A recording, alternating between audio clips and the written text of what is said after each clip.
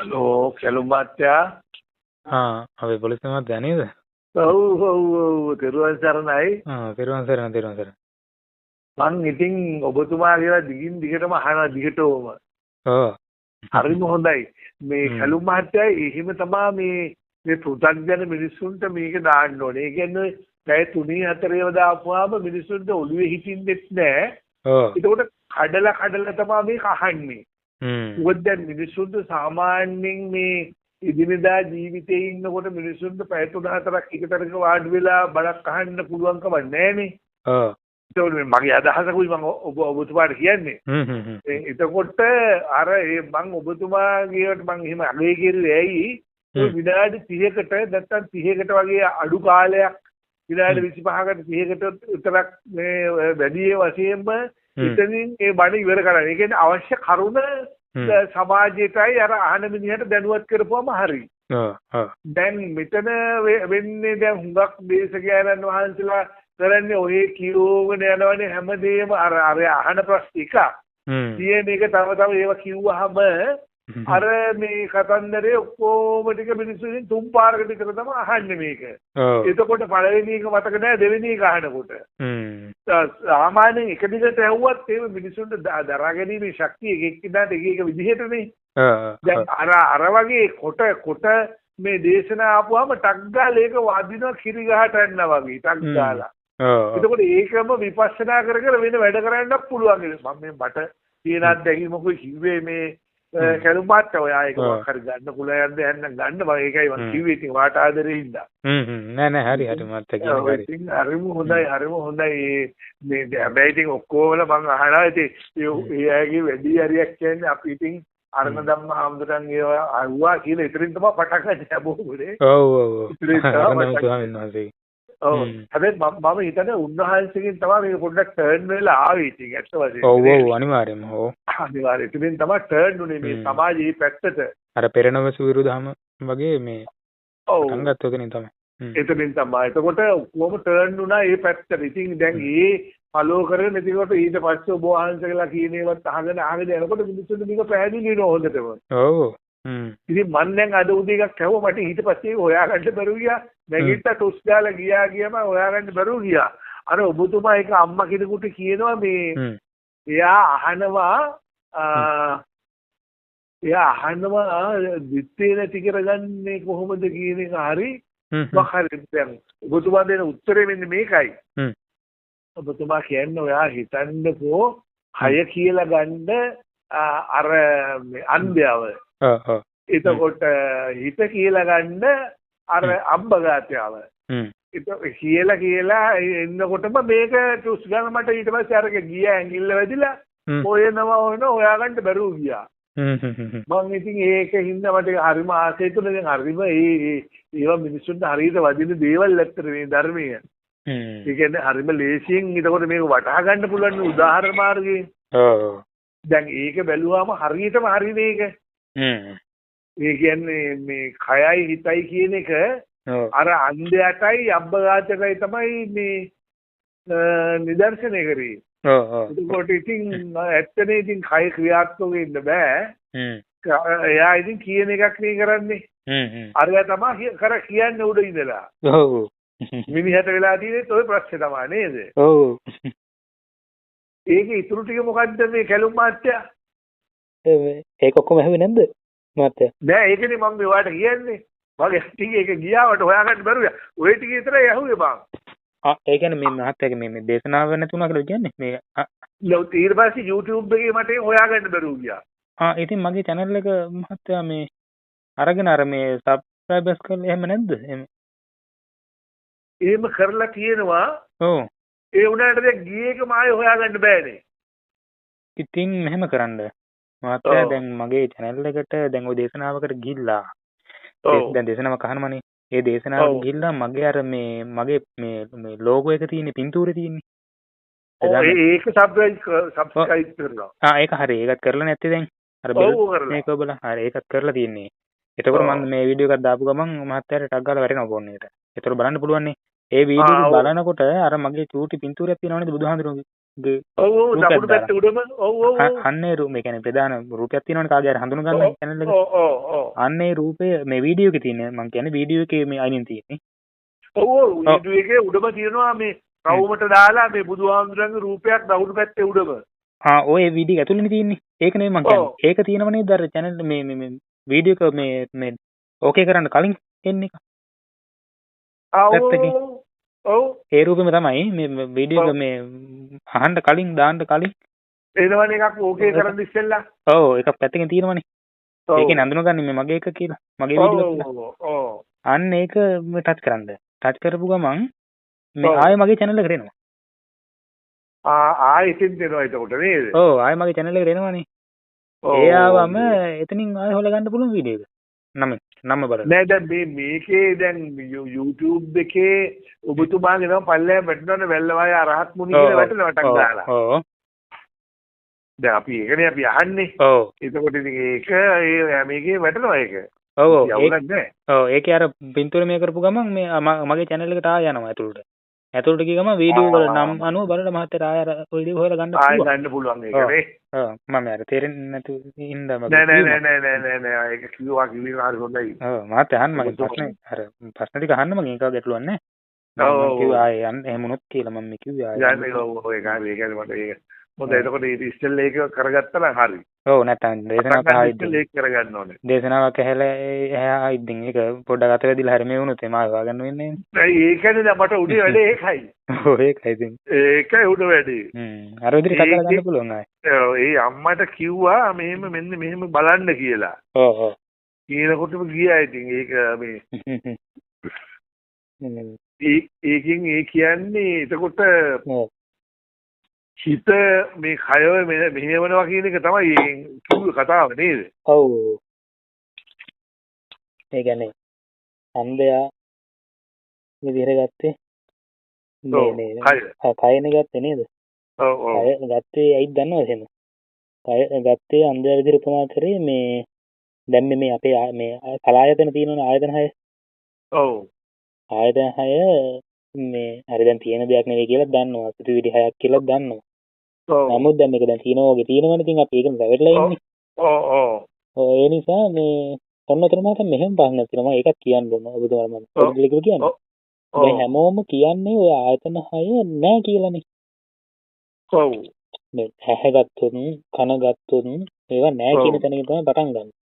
නමුත් දැන් අහන කෙනාට ඕක තියෙනවනේ මහත්තයා. ඔව් ඔව්. ඌ අල්ලපුවා කන වදිනවනේ අතේ. ඔව් බණක් අහන කෙනාට දැන් ඒක තියෙන හින්දානේ අහන්නේ. ඔව් ඔව්. එයා රැවටිලා තියෙන්නේ ඉතින් ඇත්තටම නෑ තමයි. ඔව් නමුත් අර විදිහේ එයා හිතනවා. ඔව් රැවටිලා ඉන්නවා කියන්නේ අවිද්‍යාවෙන් ඉන්න කෙනෙක් නේද? අහන්නේ කෙනෙක් බණක් අහනවනේ. ඔව්. නේ එයාට ආයතන 6 තියෙනවා. දැන් අපි මේ පුදුපතනම කාපේලා කියලා ආයතන 6 නැහැ කිව්වොත් මේක පාටම පොල්ලෙන් ගහුවා තේරෙන්නේ නැහැ නේද? බෑ ඔව් ඔව්. ඒ නිසා අර මම කතා කරන්නේ කොයි වෙලෙත් ඔය ආයතන 6 තියෙන තැනකින් තමයි මම කතා කරලා දැලා ගන්න ඒක. ඔව් ඔව්. අහනකොට ප්‍රශ්නයක්. ඔව්.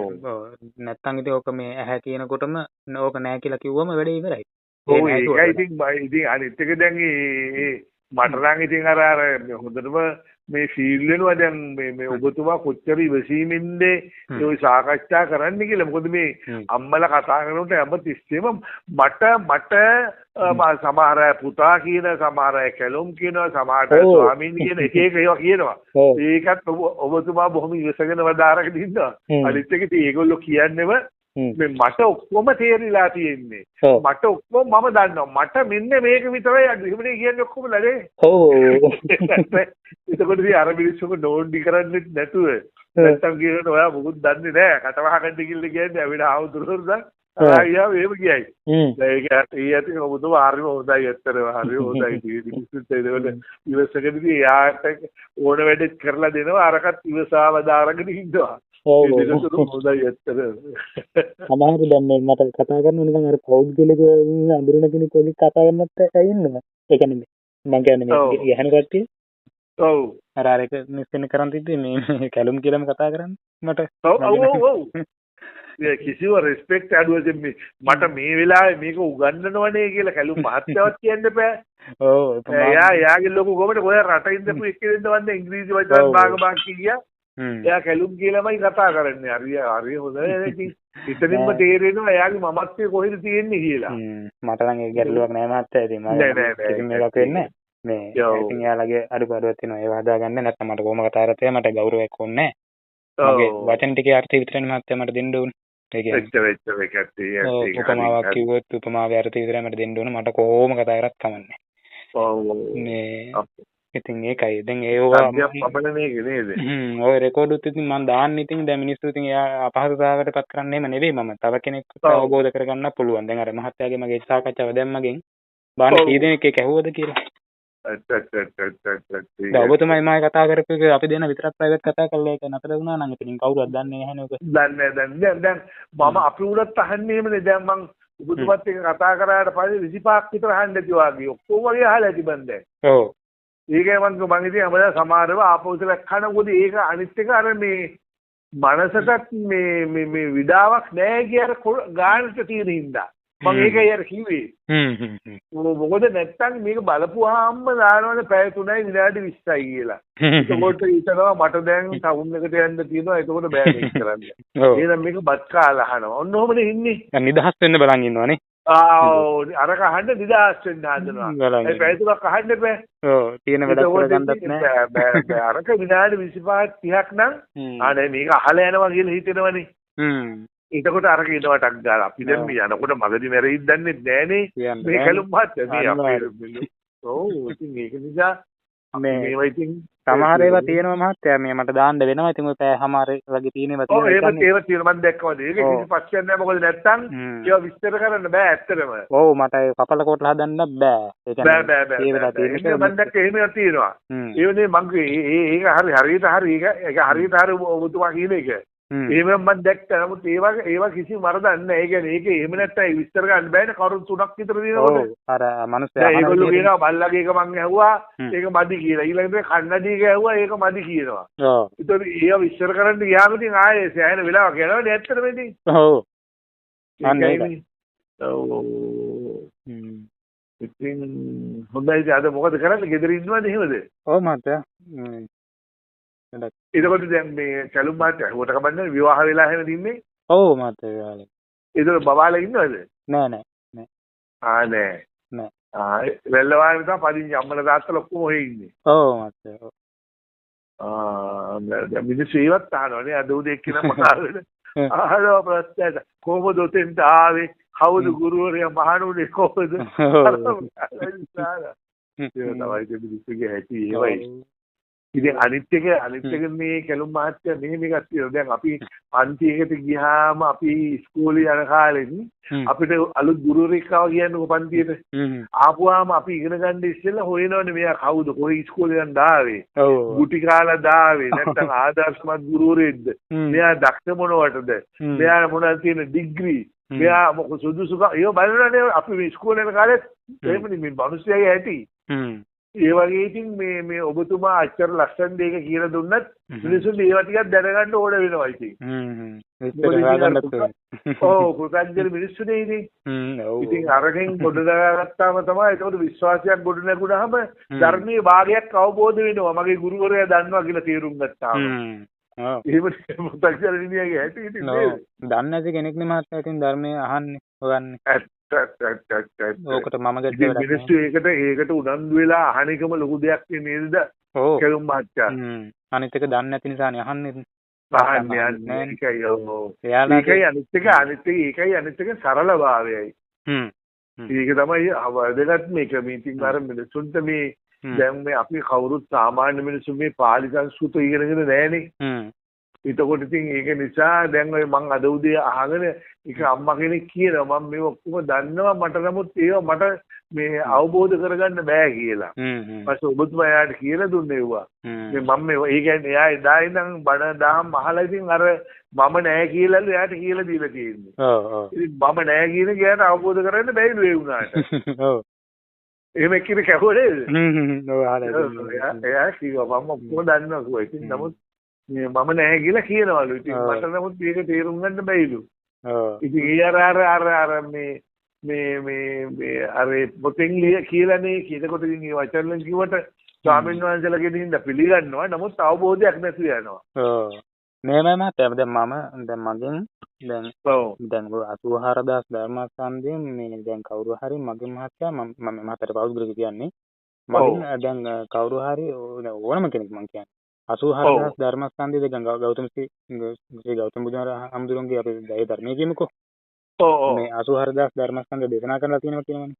ඕක මේ මහත්තයා මගෙන් කොතනින් ඇහුවත් මම ඕන තැනකින් උත්තර දෙන්න මට පුළුවන්. ඒ කියන්නේ ඒක මේ මම හිතලා කරන දෙයක් නෙවෙයි. ඒක මට ඒ අර විශ්වයෙන් වගේ ඒකන උත්තර එනවා මට. හරි උත්තර එනවා මට. ඔව් තත්කාර ඒක එනවා. ඕන තැනකින් ඇහුවොත් කියන්න පුළුවන්. හැබැයි දැන් මෙහෙමයි.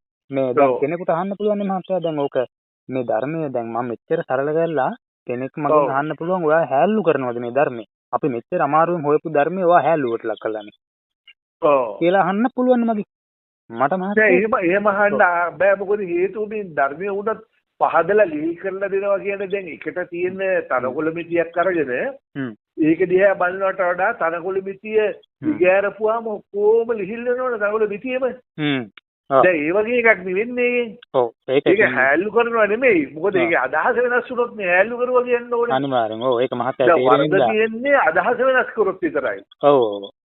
දැන් මේ එකම දේ මේ ඔබතුමා අර පැත්තනොත් කියලා දෙනවා මේ උදාහරණ මේ පැත්තනොත් කියලා දෙන මිනිස්සුන්ට හොඳට මේක තේරෙනවා. ඔව්. අර පාලි භාෂාවල පැහැදිලි වෙනවා. ඔව් පාලි භාෂාවල තියෙන අර්ථයත් මං හංගලා තියෙන්නේ මේක ඇතුලේ තියෙනවා. ඒ කියන්නේ ඔව්. සරලව කිව්වත් ඒක ඇතුලේ තියෙන්නේ පාලි භාෂාවල අර්ථය. මේ දැන් ඔය මහත්යර තේරුණාද ඔක දැන් තව කෙනෙකුට නොතේරෙන්න පුළුවන් වෙන්නේ සමහර විදිහේ මේ මං හැල්ලු කරනවා කියලා ධර්ම එහෙම කියන්නත් පුළුවන්. මට ඒකට උත්තරයක් තියෙනවා මහත්තයා. ඔව්. එහෙම කිව්වොත්. ඔව්. මම මාතර උනම් කියන ඒකට උත්තරෙම. ඔව් කියන්නේ. ඒ කියන්නේ මම සරලව මේක මේ කියන එකේ මේ කවුරු හරි මට කවුරු හරි ඇහුවොත් අර විදියට. ඔව් කවුරු හරි ඇහුවොත් එම ඔබතුමා මෙච්චර මේ අපි අමාරුවෙන් හොයපු ධර්මයේ මේ පාලි භාෂාවල ඔස්සේ මේ කොච්චර මේ ගැඹුරු දහමක්ද මේ ගෞතම බුදුහාමුදුරන්ගේ තියෙන්නේ. එතකොට මේ ධර්මයේ ඔබතුමා මේ සෑල්ලු විදියට මේක සරලව කොහොමද කියන්නේ? ඒ කියන්නේ මේක සෑල්ලු කරනවද ඔබතුමා කියලා අහුවොත් මගෙන් මට ඒකට අගේ නැති වෙනවා. ඔව් ඒකට මට අන්න ඒ වගේ දෙයක් නේ. එතකොට මම මේකට උත්තර දෙන්න පුළුවන් මාත්‍ය. මොකක්ද දන්නවද? මහත්තයාට කියන්න මම දැන් මහත්තයාගේ දැනගෙන පිණිස මම මේ කියන්නේ ඔව් මහත්තයා එන කවදාවත් මට චෝදනාවක් කරන්නේ නැහැ මම දන්නවා. නමුත් මේ දැන් අපි කියමුකෝ එහෙම කියන කෙනෙක් ඉන්නවා කියලා. ඒ කියන කෙනාට දෙන උත්තරය තමයි මහත්තයා මාට දෙන්න තියෙන උත්තරේ මොකක්ද දන්නවද?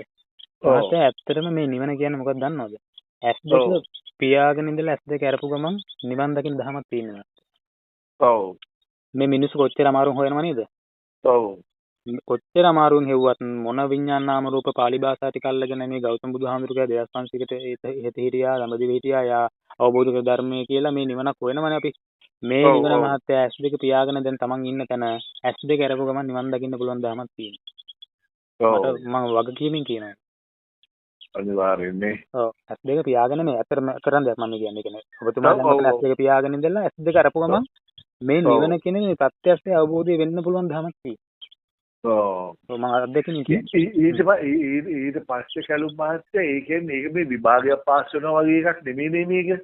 ඔව් මේක කෙලින්ම මේ හිතටම මේ තියෙන එක නැතුව වෙනම හරියට මේක අවබෝධ වීමක් මේ වෙන එකක් නේද කැලුම් මහත්තයා. ඔව් ඔතනම ගන්නකො මහත්තයාට උත්තර මම දෙන්නම් දෙන්න. මොකක්ද දන්නවද? දැන් S2 ඔබතුමා ඉන්න තැනම S2 පියා ගන්නවා. ඊට පස්සේ S2 අරපු ගමන් අවබෝධ වෙනවා කියමුකෝ. ඔන්න අවබෝධයි. ඔන්න ප්‍රත්‍යක්ෂයි දැන් නිවන් දැක්කා. හරිනේ? ඔව් ඔව්. ඊට පස්සේ ආයස් දෙක පියා ගන්න පුළුවන්. ආයස් දෙක ගන්න පුළුවන්. ඕකම තමයි තියෙන්නේ. අන්න ඒ වගේ දෙයක් තියෙන්නේ. ඊට පස්සේ ඇස් දෙක පහලා හරිනවා. නෑ දැන් ඊට පස්සේ මම කියන්නේ දැන් ඇස් දෙක පියාගෙන ඉඳලා ඔන්න ඇස් දෙක ඇරියා. එතකොට දැන් අවබෝධ වුණා. අවබෝධ වුණා. ඔන්න ප්‍රත්‍යක්ෂ වුණා. මේක මොකක්ද කියලා තේරුණා. හරිනේ? තේරුණා. ඔන්න දැන් නිවන් දැක්කක් කියලා ගන්න පුළුවන්. හරි. හරි. ඊට පස්සේ ආයස් දෙක පියාගත්තත් ආයස් දෙක ඇරියත් ආයස් දෙක පියාගත්තත් ආයස් දෙක ඇරියත් ඕකම නෙවෙයිද? ඔව් ඒකම තමයි. ඒකම තමයි. අන්න ඒ වගේ තමයි නිවන. ඔව් නිවන එහෙම එකක්. ඔව්. මතරතුර ලැබෙන්න තියෙන අහපේක. ඔව් මට තේරුණා. ඒකනේ මහත්තයා කියන්නේ නිවන් දකින්න කලිනුත් වතුර ඇද්දා දර කැඩුවා. හරි. නිවන් දැක්කට පස්සෙත් වතුර අදිනවා දර පාරනවා. ඔව්. දර පාරනවා. එච්චරයි. ඔව් ඒකනේ මහත්තයා මම මේ හැමතැනම ඔප්පු කළා මට පෙන්වන්න පුළුවන්. තව මම දැක්කා මේ කැලුම් මහත්තයා හොඳ එකක් කිව්වා. මේ දැන් මේ කීනේ අපි ඉස්සල බලන්නකො ඒව රැඳිලා හොඳට කිතිලා තියෙන විදිය. ඒ කියන්නේ මේ ඔබතුමන් කිව්වා මේ දැන් මේ අපි සංසාරේ යන්නේ මේ අම්මයන් ඇහුවා දැන් ඔයා මේ දැන් ඊළඟ සංසාරේ දැන් කොහේ හරි ඉපදෙන්නේ කොහොමද හිතාගෙන ඉන්නේ කියලා. එයා ඔව් කිව්වා. ඒකෝට කිව්වා අන්නේ ඒක තමයි නැවත උපදින්න පළවෙනි හේතුව කියලා. ඒ කියන්නේ මේ මමම මගේ හිතෙන් හිතා ඉන්නවා මං ඉපදෙනවා කියලා. ඕක වෙන කවුරුවක් කරන දෙයක් එමත් යන්නේ. ඔව් ඒ ටිකම ඇහුවා. මේක වෙන කවුරක් කරන්නේ ගන්නේ මේ ඔයාම කරන එක. ඒතර ඔයාම හිතනවා ඔයා ආයි ඉපදෙනවා කියලා. ඉතින් ඒක ඉපදෙනවා තමයි ඉතින්. ඔව්. ඒක වෙන ප්‍රශ්නේ කියලා. මාතරේක වැරිලා තියෙනවා ඒක. ඔව් මං ඔක්කොම ඇහුවා. ඉතින් හරිම හොඳයි අනේ අර මං ඉතින් හැමදාම පින් දෙනවා ඔබතුමාට ඇත්තටම. එමේද මාත්‍යා. එතකොට දැන් බ්‍රේක් එක ගන්න තියෙන්නේ Tamanටමනේ. ඔව් බ්‍රේක් මමයි මේක කරගන්න ඕනේ. බුදුහාමුදුරුවෝ ඇවිල්ලා බ්‍රේක් එක ගන්න. ඇත්තටම අපි එහෙම මේ ආයේ ලෝකෙකට යන්න හොඳ සපවත් ජීවිතයක් කියලා හිතලා පින් කරන්න හොඳ නෑ කියන්නේ ඒක අවශ්‍ය නැති දෙයක් ඒක නේද? ඒකනේ මාත්‍යා බුදුහාමුදුරුවෝ පව පින කියන එක අයින් කරේ. පව පින කියන එක බුදුහාමුදුරුවෝ අයින් කළා තියෙන්නේ ඒකනේ. ඒ කියන්නේ අයින් කරා කියන්නේ අර මේ කියන්නේ අර සබ්බ පාපස්ස. ඔව් අන්න එහෙම තැන ඉතින් අයින් වෙනවනේ. බුදුහාමුදුරුවෝ කෙනෙක් ඒක ප්‍රතික්ෂේප කළා වගේ දැම්මේ ඒකයි. ඒ කියන්නේ අපි තව සසර දැන් ඊළඟ ආත්මේ පතා පින් කරනවා කියන්නේ සසර යනවා. යනවා. ඔව්. ඕකාර ඒ අවස්ථාවේ ඉන්න කෙනෙකුට ඔක කියලා වැඩක් නැහැ. දැන් මහත්මයාට ඔබතුමාට තේරෙනවනේ ඔය කතන්දරේ මොකක්ද කියලා. එතකොට ඔයාලට කියන්න පුළුවන් මට මේක. දැන් සාමාන්‍ය මේ ආමිස පූජාවල ඉන්න කෙනෙකුට ඕක කිව්වට තේරෙන්නේ නැහැ. ඉතින් හරියන්නේ. ඒ නිසා යාට ඒගොල්ලෝ එනවා ප්‍රශ්නයකටත් එනවා. ප්‍රශ්නයකටත් එනවා. දුස්තියකට වැටෙනවා. ඒ නිසා යාට කියන්නේ. මෙහෙමනේ කලු මාත්‍යා. ඒගොල්ලෝ දැන් හිතන්නේ ඒගොල්ලෝ කියන්නේ දැන් ඒකෝට මිනිස්සු හිතන්නේ අපි බලනවා මේ ආත්මෙදි සෝවාන් වෙන්න. නැත්තම් මේ අර අට්ඨපුරුෂ පුද්ගලයා කියන විදිහට ඇතුල් වෙන්න. ඒක බැරි වුණොත් අපි කොහෙද යන්නේ? ඒකේ ඉන්න තමයි පින් කරන්නේ කියනවා. පින් කරන්නේ. දැන් ඔබතුමාට තේරෙනවද කියන්නේ? කියනවා තේරෙනවා. ඒකයි කියන්නේ. ඒ කියන්නේ දැන් මේ මාර්ගයට ගියොත් හරි. නැත්තම් අපි පින් කරුවේ නැත්තම් අපි අපාගත වෙනවනේ. ඔව්. අන්න ඒ නිසා පින් කරනවා. අන්න එහෙම තමයි කියන්නේ. ඒකවල දැන් එතකොට ඒගොල්ලෝ දෙන උත්තරේ ඒකයි ඒකට. දැන් අපි බලන්න ඕන මොකක්ද දන්නවද? දැන් අපායේ නෙවෙයි ඉන්නේ.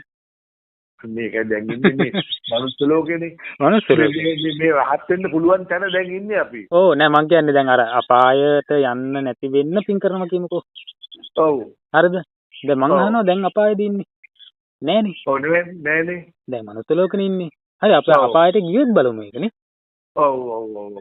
ඉතින් අපායට යන්න කලින් මේ ආඹුඩ ගහලානේ මහත්තයා. ඒ වුණේ කේස් එක කියලා තියෙනවා. ඔව්.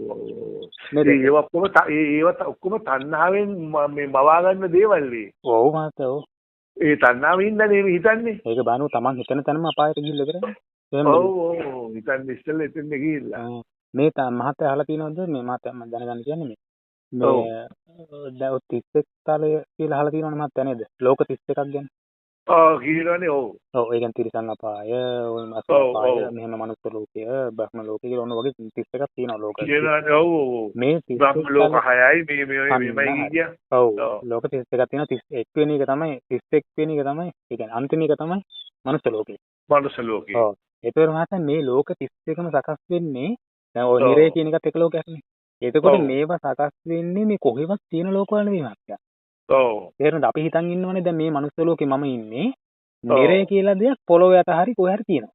තියෙනවා කියලා. අපි ගිහිල්ලා ඒක ඉපදෙයි කියලා හිතනවනේ. ඔව්. ඒක එහෙම නෙවෙයි ලෝක 31ම මේ හටගන්නේ මහත්තයා මේ මොහොතේ අපේ හිතතු.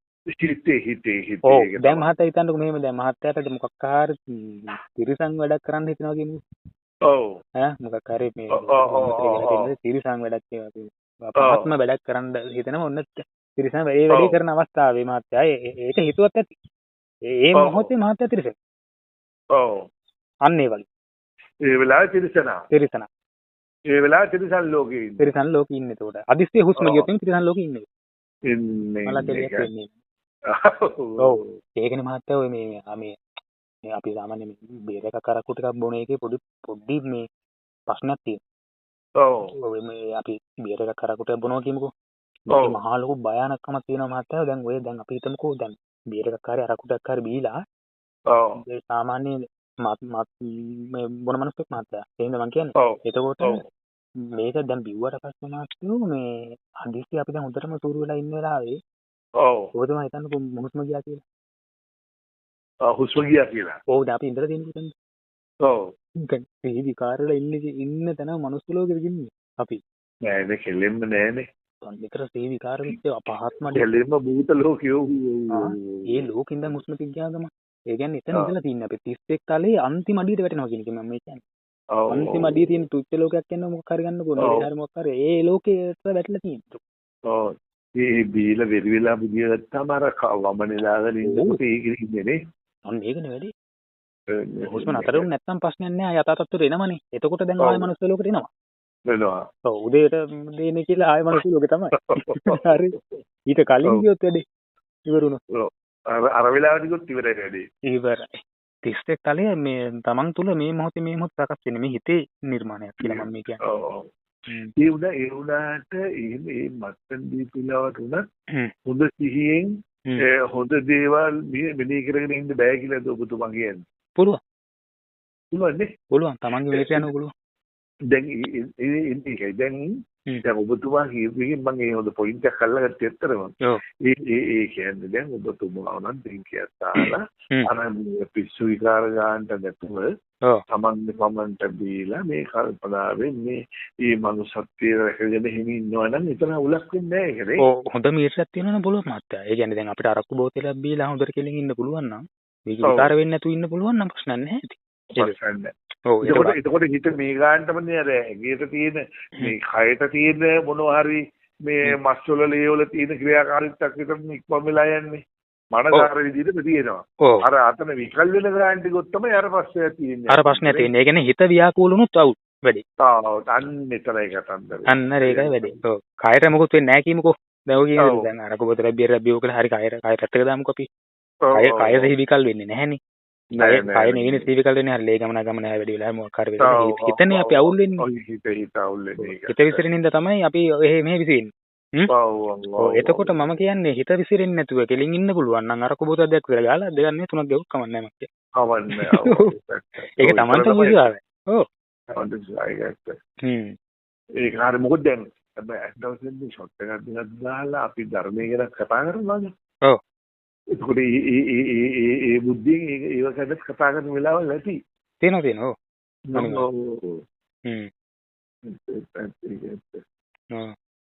ඒ හොඳයි නේ බොහොම ස්තුතියි.